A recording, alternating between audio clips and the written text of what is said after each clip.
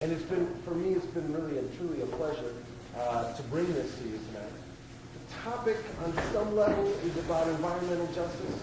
It's also about how we're using the arts and how we're using really the arts. Well, okay.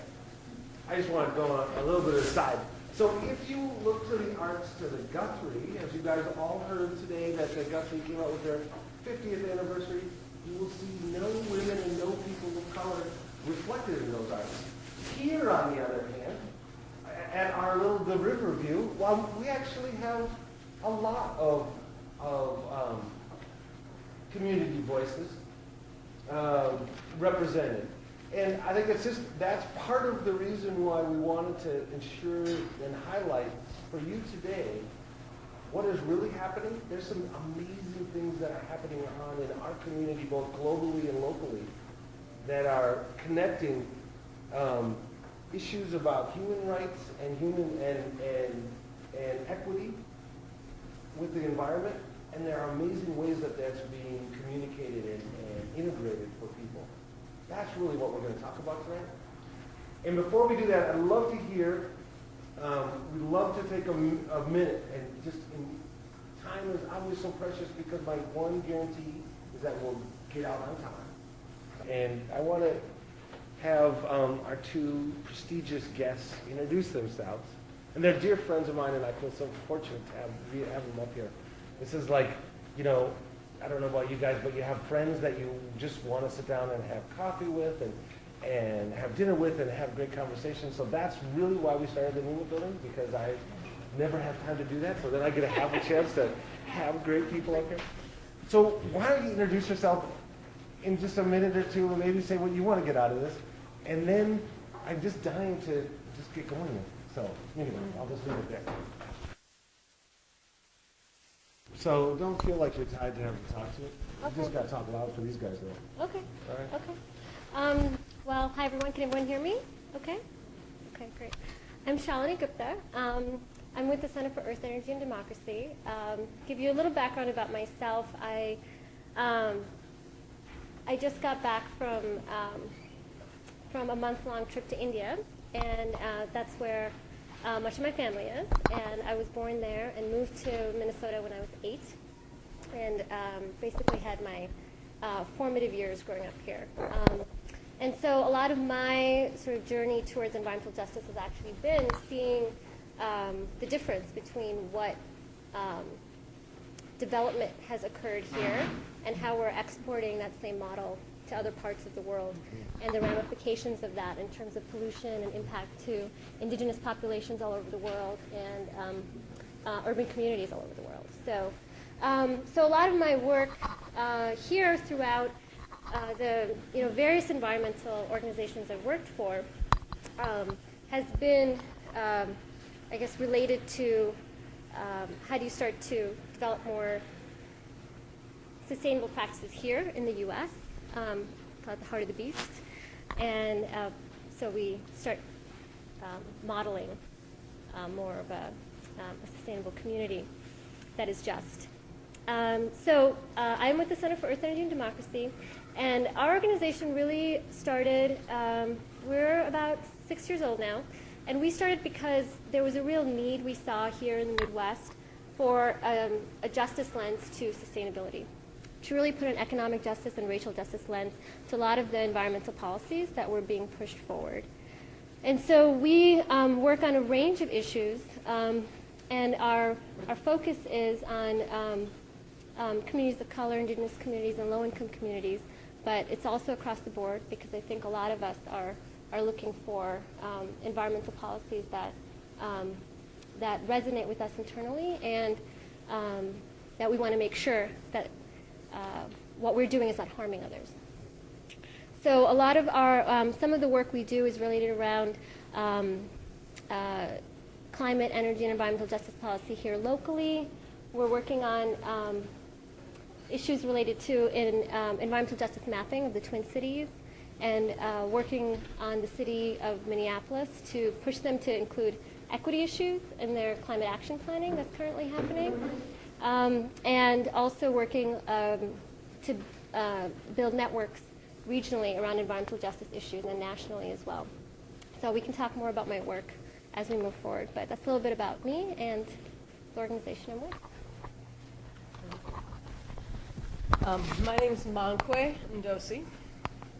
I am a culture weaver and have been an artist in the Twin Cities for about 17 years and have become less and less interested in separating myself into pieces, the activist piece over here and the artist piece over here and the spirit piece over here.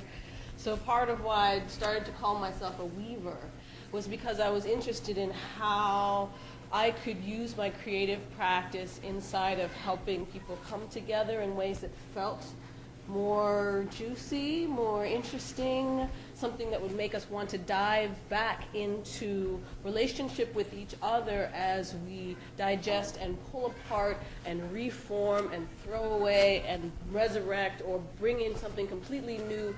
All of these very difficult things that we are facing now as humans, human animals on this earth that we are so entrusted with.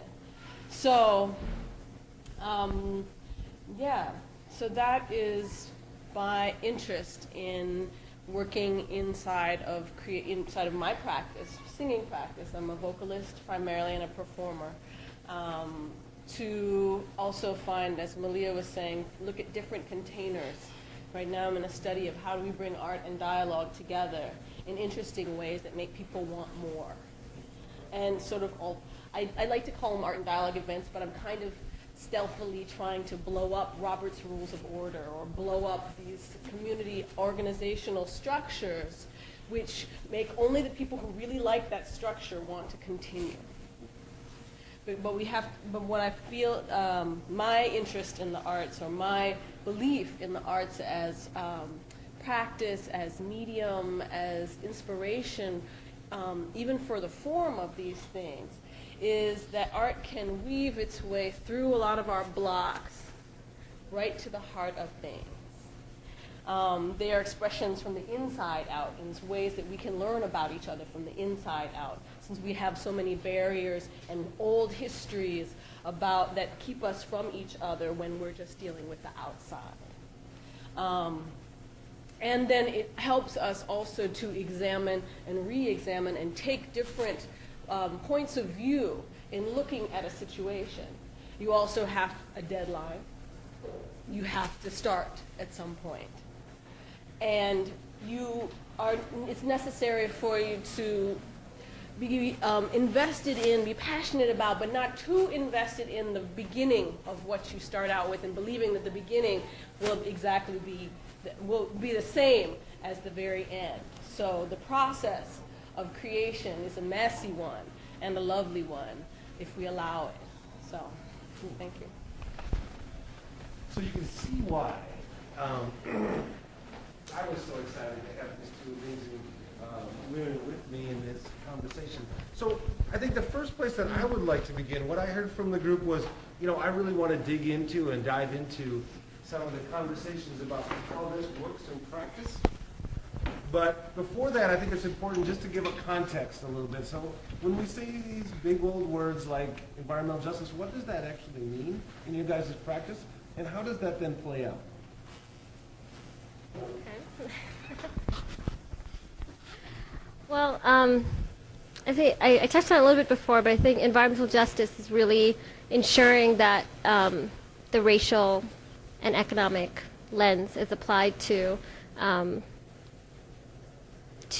planning processes, to whatever we're working on in order to develop in a sustainable way.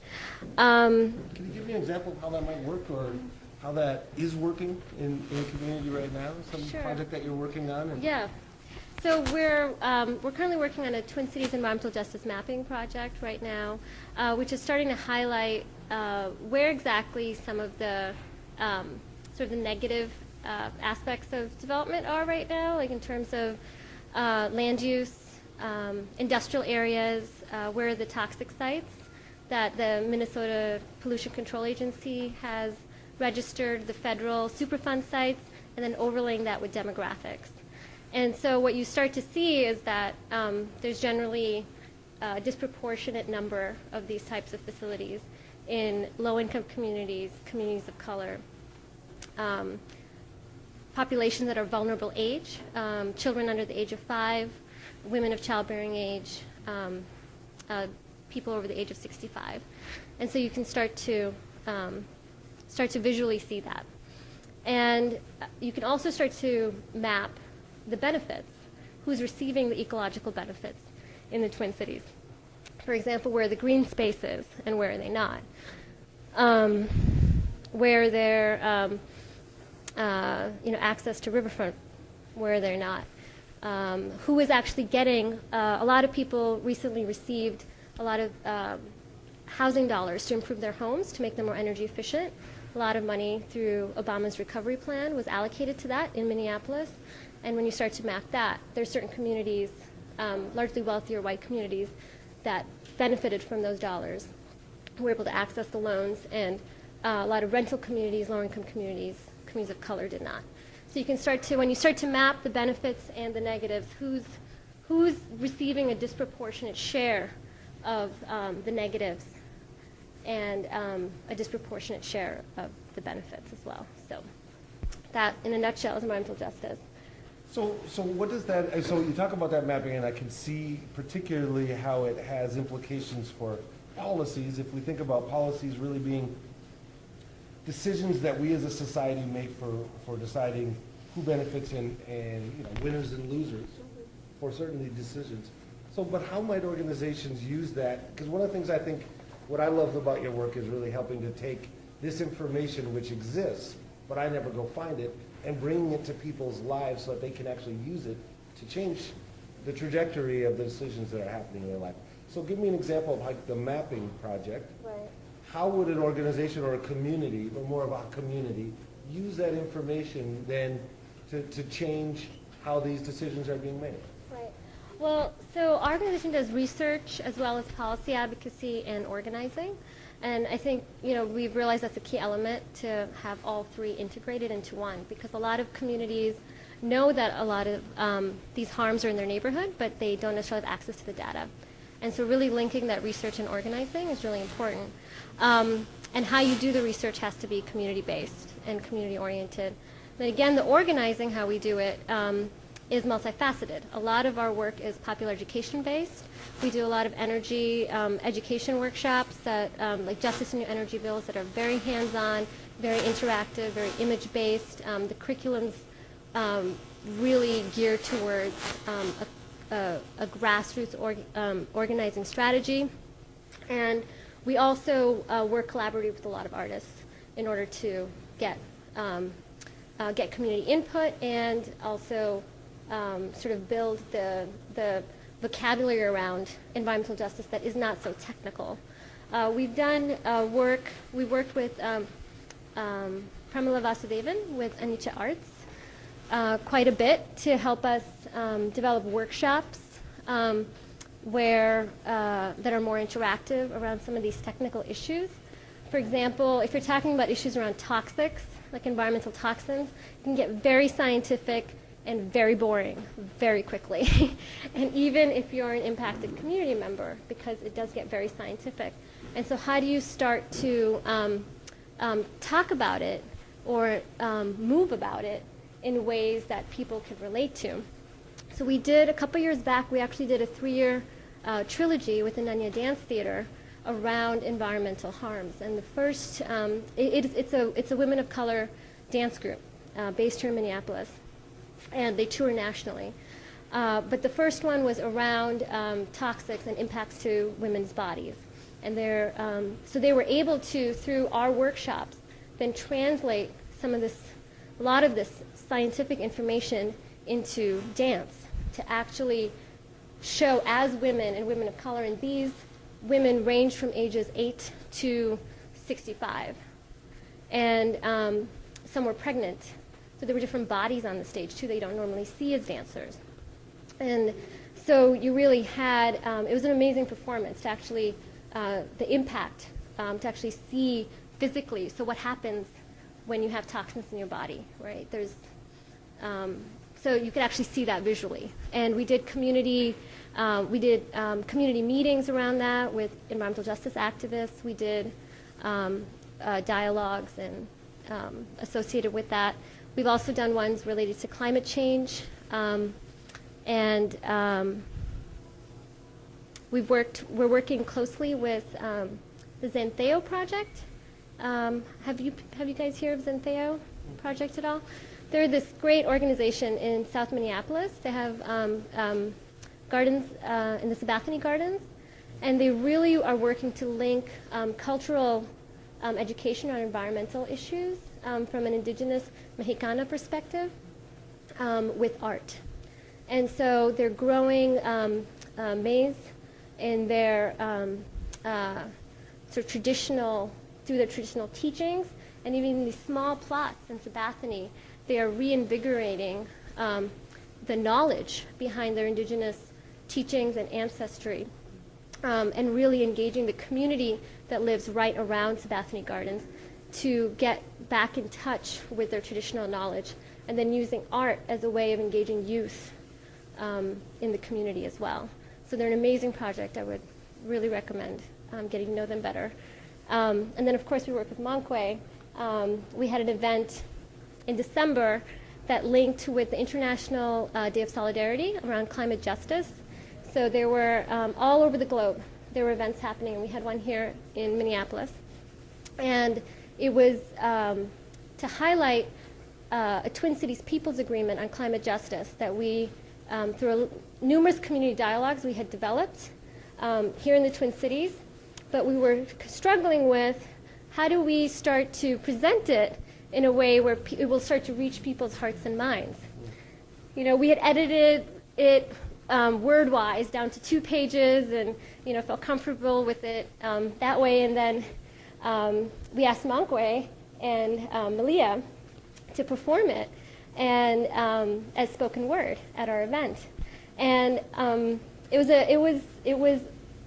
I think the highlight of the whole what? And Hui, who also danced at that piece. And Mankwe can talk more about that because we've been working with Hui quite a bit. So basically this sort of policy piece was done in spoken word.